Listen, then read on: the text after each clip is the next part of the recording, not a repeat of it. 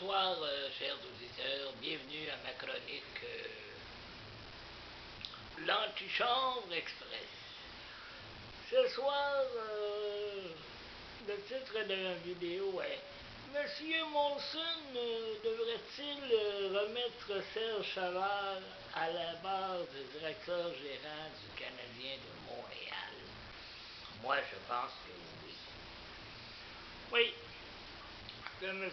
Molson devrait remettre Serge Chavard, directeur gérant du Canadien de Montréal. Et puis, que j'aimerais beaucoup que M. Molson remette comme entraîneur-chef du Canadien de Montréal, M. Jacques Demers, un monsieur qui nous a ramené la Coupe Stanley en 93, un entraîneur qui a le tour avec les jeunes. C'est un genre de grand-papa gâteau. C'est un entraîneur qui a le tour avec le petit gars, que s'il performe, il va en parler de lui. Et le monde disait, il parlait de Patrick Roy, puis il voit Patrick dans sa soupe. Il voyait pas Patrick dans sa soupe. Il voyait pas Patrick dans sa soupe. Patrick, il voit très bien, c'est un très bon joueur. Si c'est une étoile, c'est normal que il parlait souvent de lui, parce que Patrick, il gaulait des Christine bonne partie. Mais si Danfous connaissait un bon match, il parlait de Danfous aussi. Mais là, en ce moment, ça va pas trop bien pour les Habs. En ce moment, là, c'est Bergevin là, qui est le directeur gérant. Devrait-il échanger Lars Eller, Raphaël Diaz et Brian Gianto pour aller chercher un gros défenseur et un gros attaquant.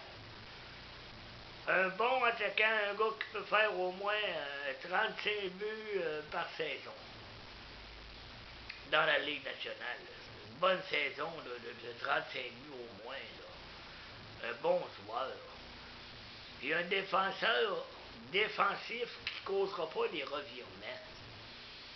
Parce qu'on est supposé d'avoir une bonne défensive, mais on se fait fourrer en Christine et revirement. Et moi, Marc Bergevin, c'est un directeur gérant que j'aime pas.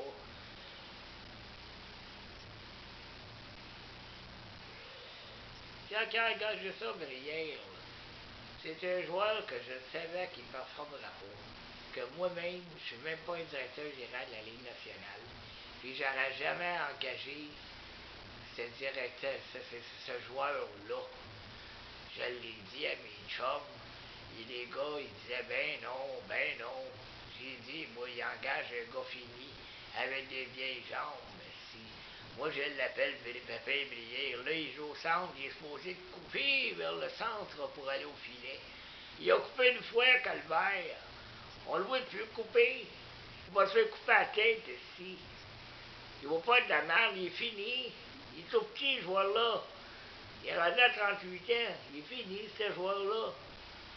Le Canadien, il ramasse ses chaudrons finis. Ils ont fait de la publicité avec, c'est tout ce qu'ils ont fait. Quand il est arrivé à Montréal, tout le monde voulait avoir le numéro 48. Ils ont vendu des chandails en masse. Le monde a fait faire le numéro 48, puis ils sont tous fait fourrer parce qu'il ne vaut pas 30 sous. Quelqu'un qui met le numéro 48 Brière, c'est une honte. Porter ça, ce chandail-là, s'il ne mettrait pas ça, moi, Chris. Pas ce numéro-là.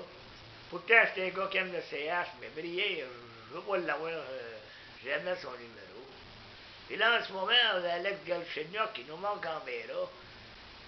Parce qu'avec Plekanec, Galchenyuk, puis il fonctionnait.